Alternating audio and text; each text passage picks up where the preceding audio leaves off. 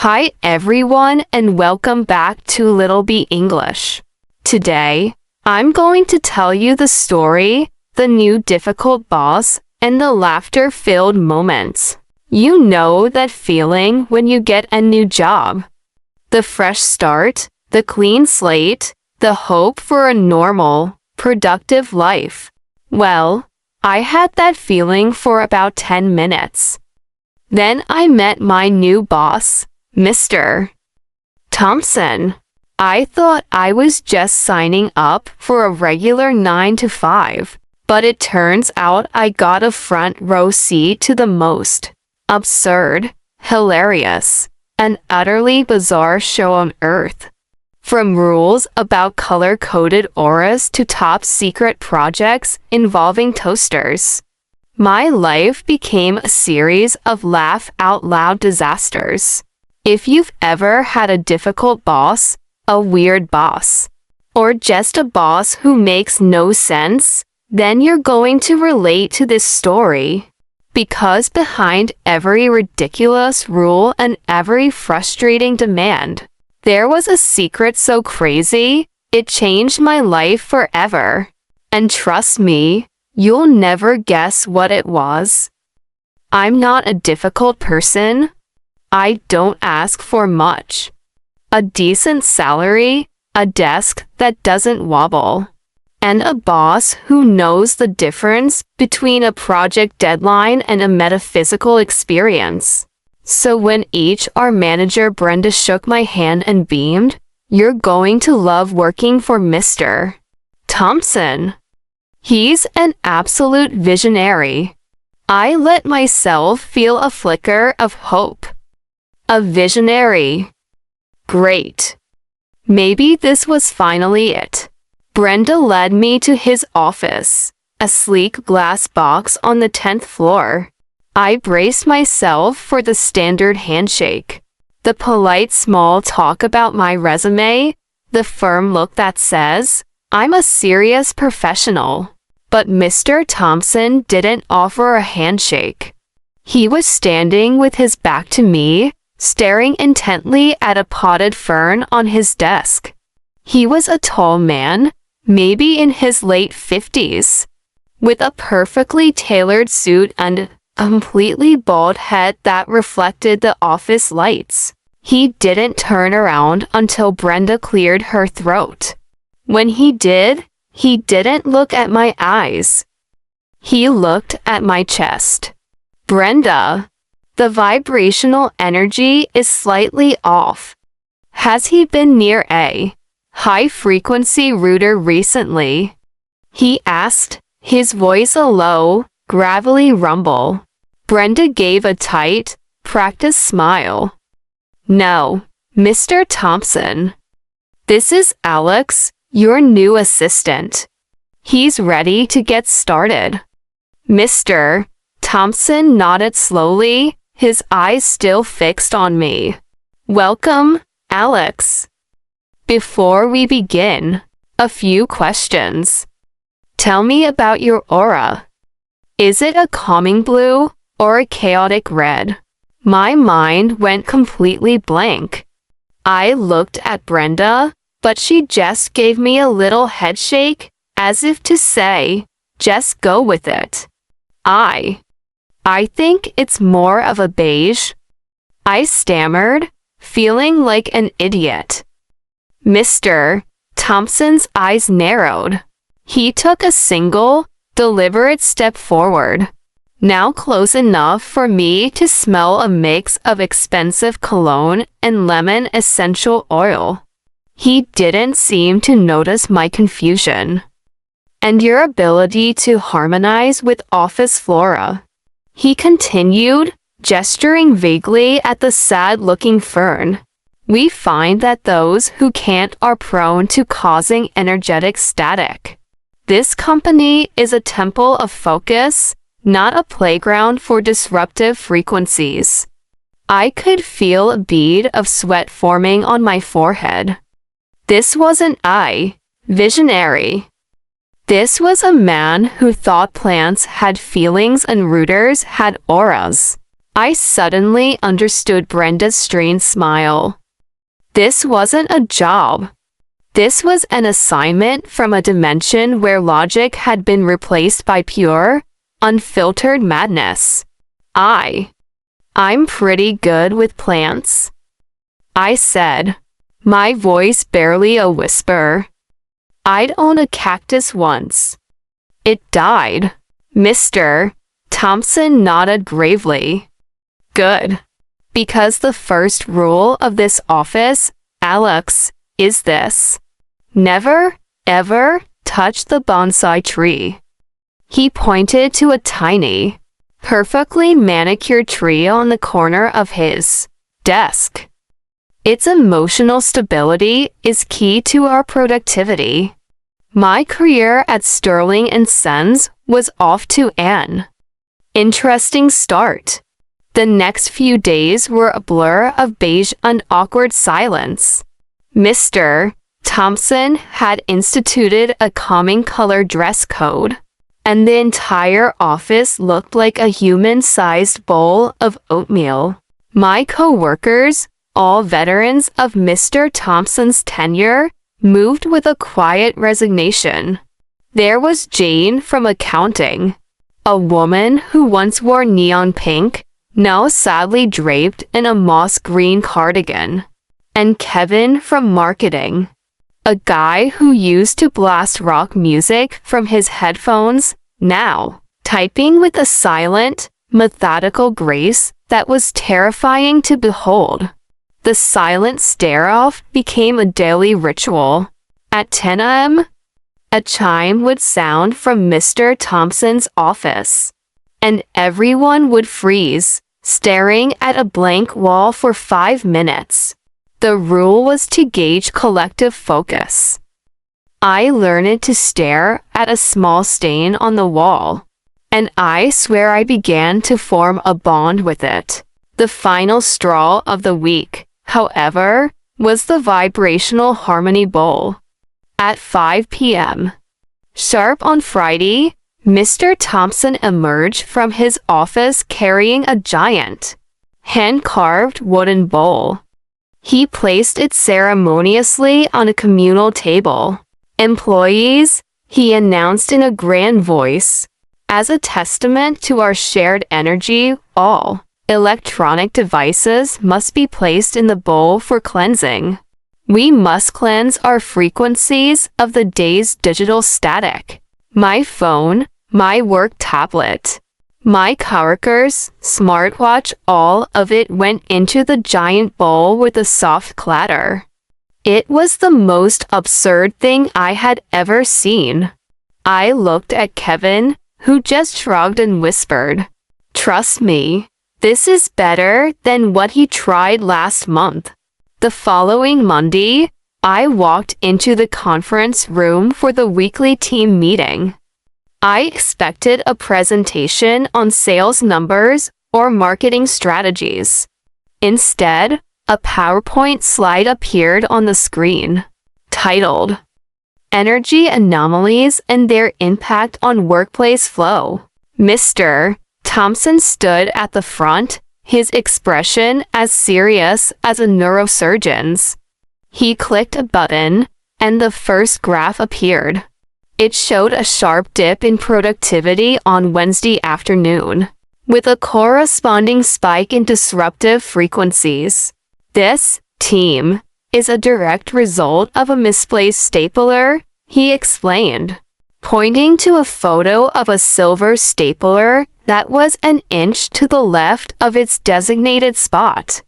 Its misaligned magnetic field caused a disruption in our collective flow. For future reference, all office supplies must maintain a strict 90-degree angle to the edge of the desk.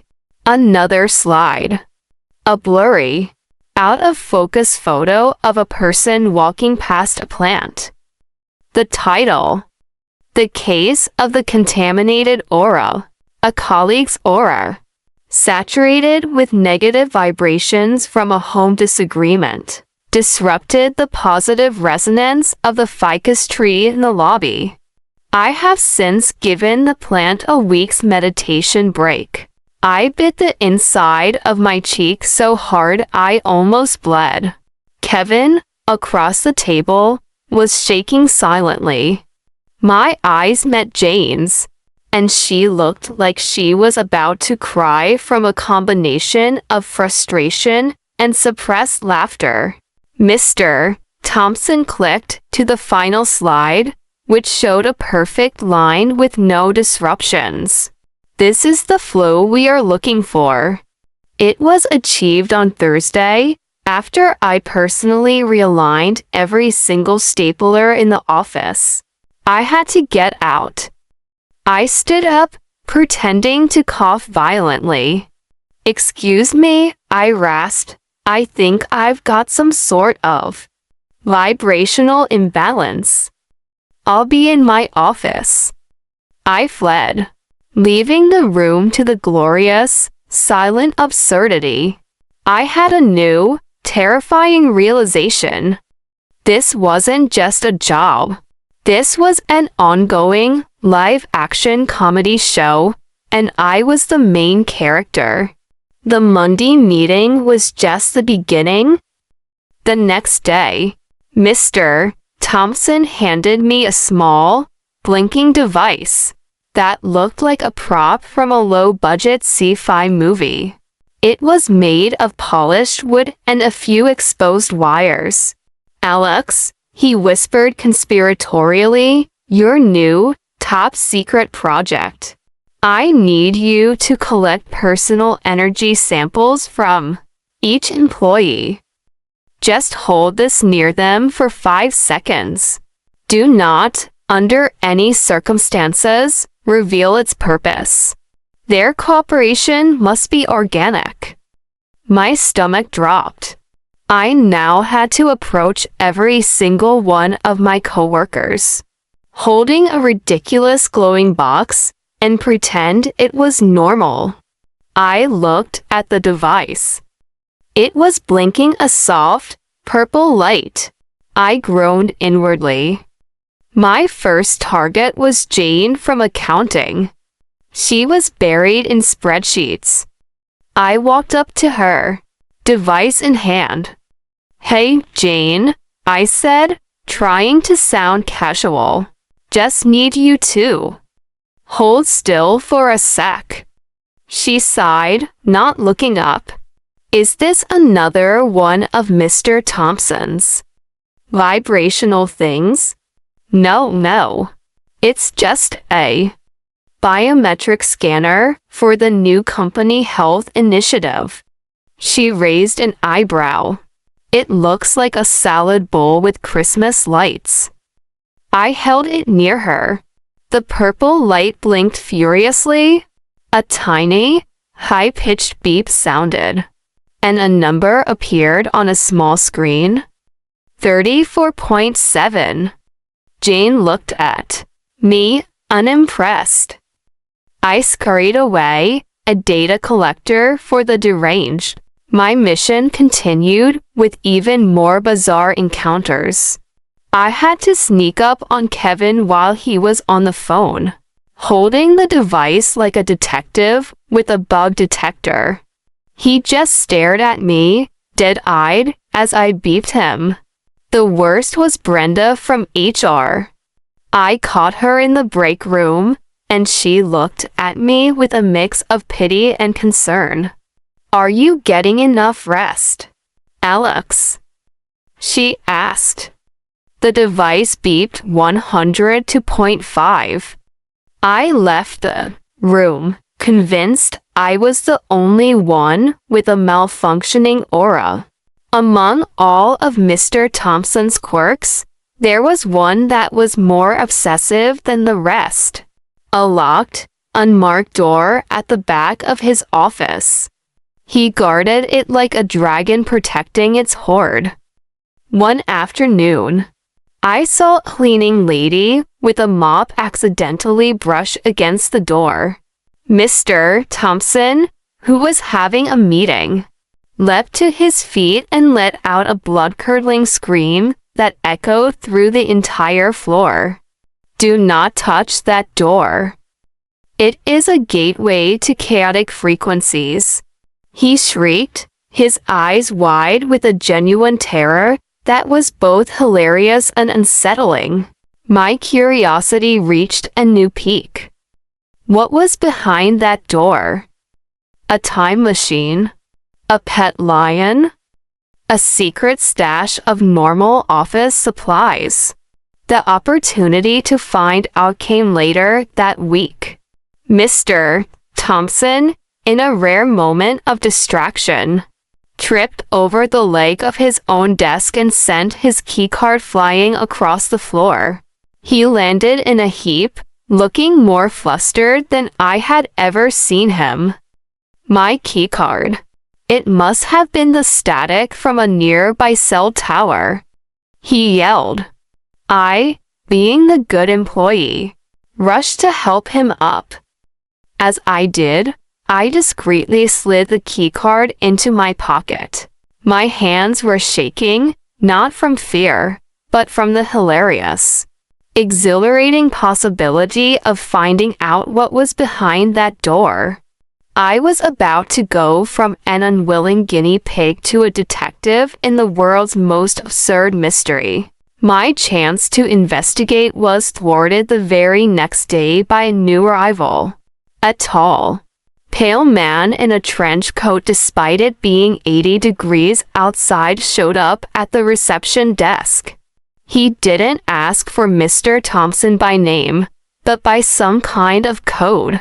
I am here for the Great Alignment, he said to the receptionist. The receptionist, a woman with the patience of a saint, just looked at him blankly. Do you mean Mr. Thompson? The man's eyes narrowed. He who seeks the perfect subject. At that moment, Mr. Thompson emerged from his office. He saw the man, and his face, usually a canvas of bizarre intensity, went pale. What are you doing here? You're not scheduled for the final stage. He hissed, his voice so low I almost didn't hear it. Mr. Thompson immediately ushered the man into his office, closing the door behind them. My curiosity was now a raging inferno. I crept over and pressed my ear to the door. Their voices were muffled, but I could make out fragments. The Great Alignment. The perfect subject is here. The final experiment.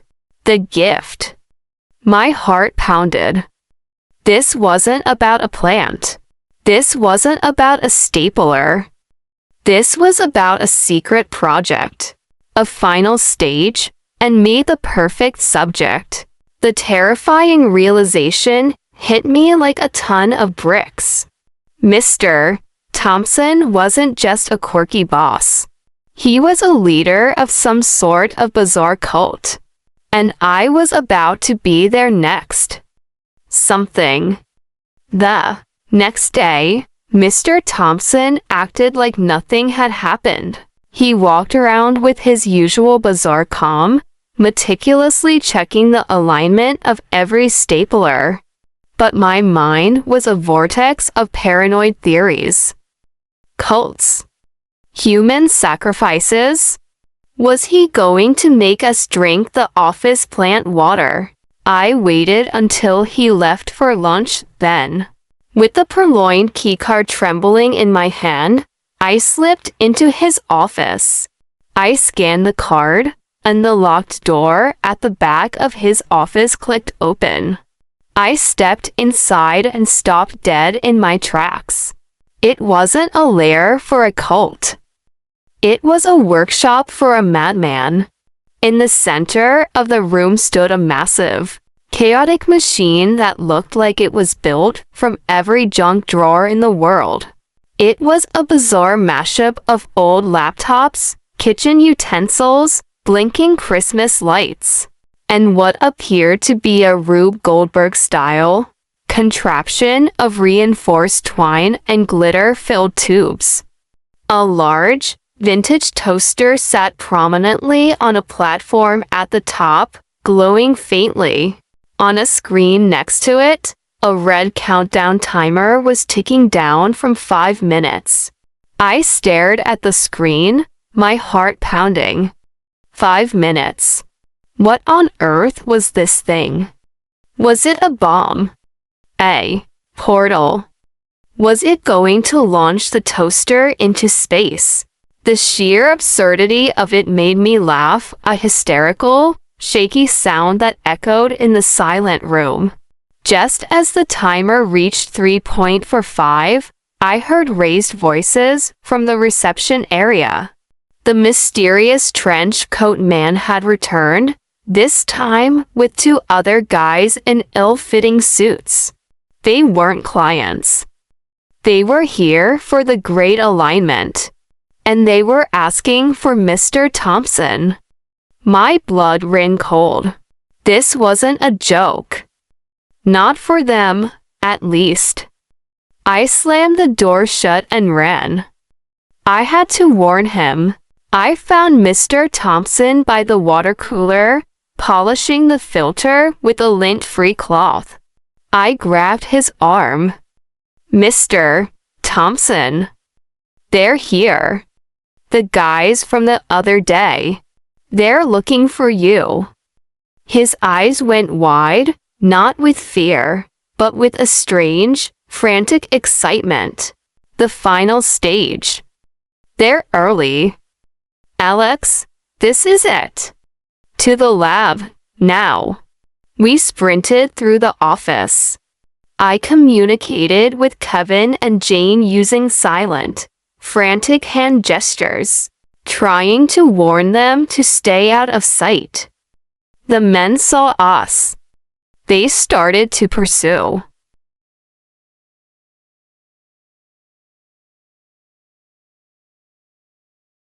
I slid across a waxed floor. A move only possible thanks to the special non-scuff shoes Mr. Thompson had given me. Finally, we reached the lab. I scanned the keycard just as a hand grabbed my collar. We flew inside, slamming the door shut. Mr. Thompson scrambled to the machine, his face a mix of pure terror and absolute, giddy joy. The countdown hit 0 just as the door began to rattle under the force of the men outside. Now. Mr. Thompson yelled. He grabbed a giant lever and pulled it down. The machine were to life. Lights flashed, speakers blared, and then, with a great groan, a shower of multicolored glitter shot out from a pipe at the side of the machine, covering the entire room in a cascade of shimmering plastic. The door burst open, and the men stormed in, only to stop dead in their tracks, their serious faces now coated in a fine layer of rainbow dust. Mr. Thompson didn't seem to notice. He watched as a tiny, perfectly wrapped gift box slowly descended on a reinforced twine pulley system. Behold! He cried, gesturing to the box with a sweep of his glitter-covered arm. My life's work. The perfect personalized gift machine. It uses a person's aura to determine what present they truly desire. The absurdity was so intense, so completely beyond my wildest imagination, that a strangled laugh escaped my throat. The men stared, their hardened expressions replaced by utter bewilderment. Then, one of them brushed a hand across his glittery face, looked at it, and a snort escaped his nose. Soon, everyone was laughing. The men were laughing. My colleagues, now emerging from their hiding spots, were laughing. In his excitement, Mr. Thompson did a little jig. His foot slipped on the glittery floor, and he went down hard, landing in a pile of wires and glitter. He looked up, his face and hair caked in rainbow dust, and let out a hearty laugh of his own. The tension was gone, replaced by pure, uncontrollable, gut-busting laughter. The laughter, once a chaotic roar, slowly settled into a soft, glitter-dusted silence. The businessmen were now revealed to be not agents, but frustrated employees from a rival company, trying to steal the patent for Mr. Thompson's invention. Their furious shouting was muffled by their laughter and the sticky glitter on their faces. They just shook their heads and left, their mission to steal the great invention ending in a humiliating, colorful defeat. Mr. Thompson sat up from the floor, a single piece of pink glitter stuck to his nose. He looked at me, his eyes full of a mixture of embarrassment and pride. "Alex," he said, his voice quiet, "I owe you an explanation." He wasn't a cult leader. He wasn't a spy. He was an inventor. A very, very frustrated one. He explained how he had inherited the family business, but had always dreamed of proving his theory of vibrational resonance through technology. All the rules, the weird projects, the silent staring, they were all his methods to perfect his machine. The aura samples were just a weird way to test the machine's energy sensors. He had created the perfect personalized gift machine to prove to his peers that his theories were real. He looked at me, a glimmer of genuine sincerity in his eyes. "I apologize for all the chaos, Alex. I got a bit carried away, and I never apologized for the stapler incident. It was not your fault." The apology was so absurd and so sincere that I couldn't help but smile. Life at the office slowly returned to a strange kind of normal. The glitter was vacuumed up, and the bizarre machine was hidden away. But nothing was the same. Everyone now knew about Mr. Thompson's secret life, and the office was filled with a new kind of energy, one of shared, ridiculous secrets. A week later, Mr. Thompson called me into his office. He didn't look at my aura. He just looked at me. "Alex," he said, "I have a new project for you. One I believe only you can assist with." He slid a blueprint across the table. It was a diagram for a giant machine that looked like a bird's nest, and a telescope had a baby. The title read, "The Thought Sensing Toaster." "This one will require a new set of rules. I call them the principles of telepathic focus. Your primary task will be to think about toast," he explained. I looked at the blueprint, then at the man in the perfectly tailored suit. He was still Mr. Thompson, the eccentric boss who thought he could read minds with a toaster. But now, I didn't see him as a crazy man. I saw him as a collaborator, a partner in a ridiculous, hilarious, and probably doomed mission. "Does it still make perfectly toasted bread?" I asked. He gave me a wide, delighted grin. "Better. It knows what you want before you do." I looked at the blueprint, then at my new boss, and then back at the blueprint. My new job was to think about toast for a living.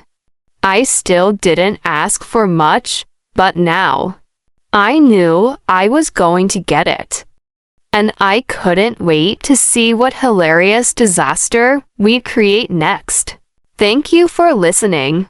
If you enjoyed this story, Like and subscribe so you won't miss the next exciting lesson. See you next time.